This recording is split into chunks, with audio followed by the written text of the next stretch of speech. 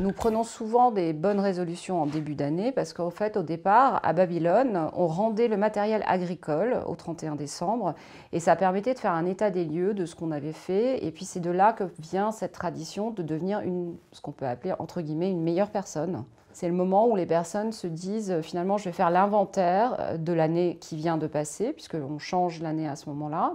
Et de me dire qu'est-ce qui va bien dans ma vie et qu'est-ce qui ne va pas bien dans ma vie et de faire un état des lieux. Il faut vous fixer des bonnes résolutions qui vous apportent quelque chose dans la joie. Et si la joie, c'est parce que je dois le partager avec quelqu'un, ou si la joie, c'est parce que j'aime me fixer des challenges, si la joie, c'est d'apprendre quelque chose de nouveau, peu importe. Mais il faut qu'il y ait il faut qu'il y ait du plaisir. Parce que si c'est que de la contrainte, ça ne tiendra pas. Le cerveau ne comprend pas le ne pas. Si moi je vous dis là tout de suite, ne pensez pas à un éléphant rose, vous êtes tous devant vos écrans et vous venez de bien visualiser, il est beau hein, l'éléphant rose. Alors si je lui dis, j'aimerais que tu ailles mieux, j'aimerais que tu prennes soin de toi, j'aimerais que tu sois en forme, ça il le comprend. De prendre une bonne résolution quelque part, c'est dire je suis immortel, puisque si je vais continuer.